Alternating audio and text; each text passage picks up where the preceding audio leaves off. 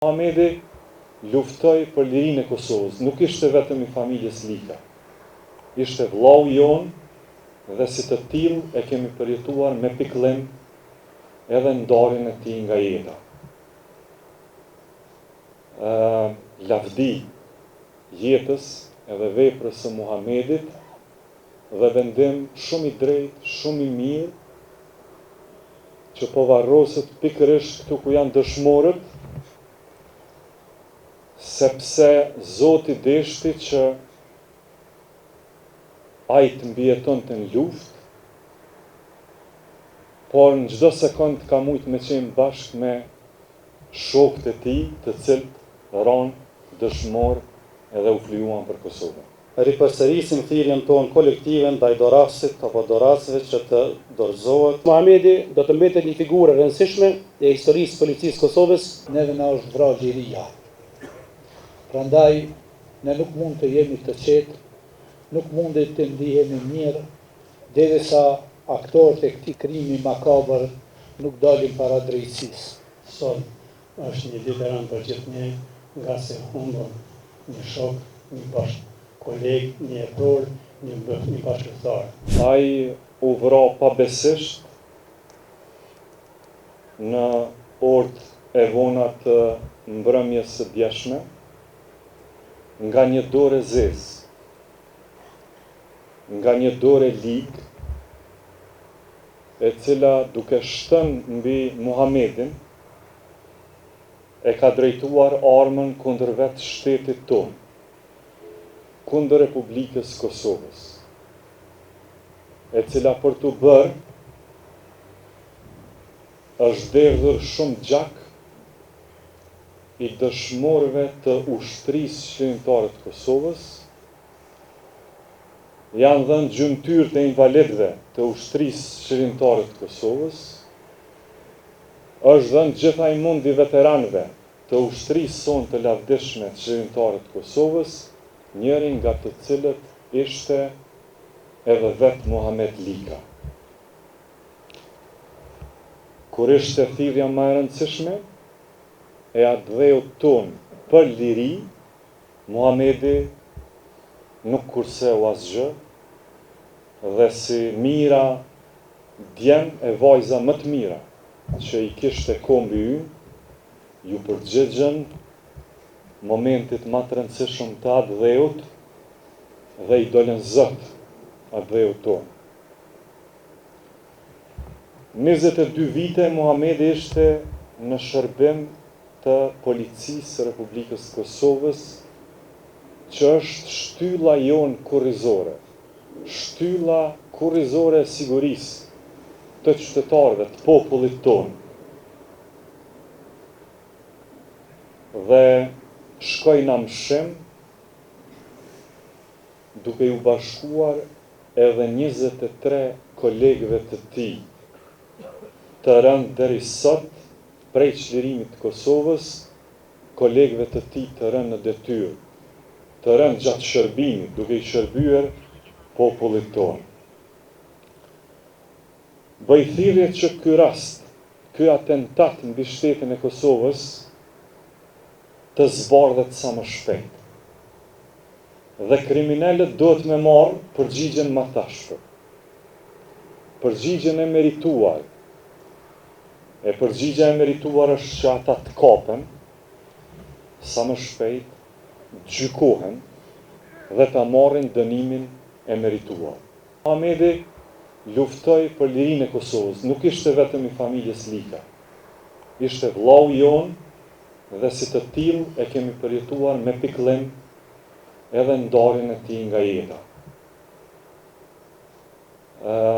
Lavdi jetës edhe veprës së Muhamedit dhe vendim shumë i drejtë, shumë i mirë, që po varroset pikërisht këtu ku janë dëshmorët, sepse Zoti deshti që ai të mbijetonte në luftë, por në çdo sekond ka mujt me qenë bashkë me shokët e tij, të cilët ranë dëshmor edhe u flijuan për Kosovën. Vrasja rreth Muhamedit është goditje për të gjithë ne, sepse sulmi ndaj uniformës së policisë së Kosovës është sulm ndaj institucioneve dhe Republikës sonë. Në historinë e përpjekjeve të pareshtura të popullit tonë për çlirim, në ballë kanë qenë luftëtarët siç ishte Muhamedi, që me guxim me sy pa trembull u rezistuan përpjekjeve gjenocidale të Serbisë. E në historinë e ngritjes dhe forcimit të Republikës sonë të lirë të pavarur, janë pjesëtarët e policisë së Kosovës, jeta e të cilë është çdo ditë e çdo moment në shërbim të jetës dhe sigurisë sonë. Pjesëtar i tillë shembullor ishte Muhamedi deri në momentet e fundit të jetës së tij. Rënja e tij në detyrë është lartësimi i jetës së tij dhe përjetësimi i veprës së tij për vendin tonë, për Kosovë. Që nga momentet e para të kohshme të vrasjes së rreshtër Muhamedit, mbar policia e Kosovës dhe institucionet tona janë në nivelin më të lartë të përkushtimit në zbulimin dhe arrestimin e dorasve që morën jetën e tij. Nga këtu, kur po ndahemi vetëm fizikisht me Muhamedin, ripërsërisim thirrjen tonë kolektive ndaj dorasit apo dorasve që të dorëzohet apo dorëzohen, sepse dhimbjen e humbjes së madhe e shohën sadopak, por më së miri vetëm drejtësia. Por sot e çdo ditë jemi krahjush për të ballafaqur më këtë sfidë që peshon kaq rënd.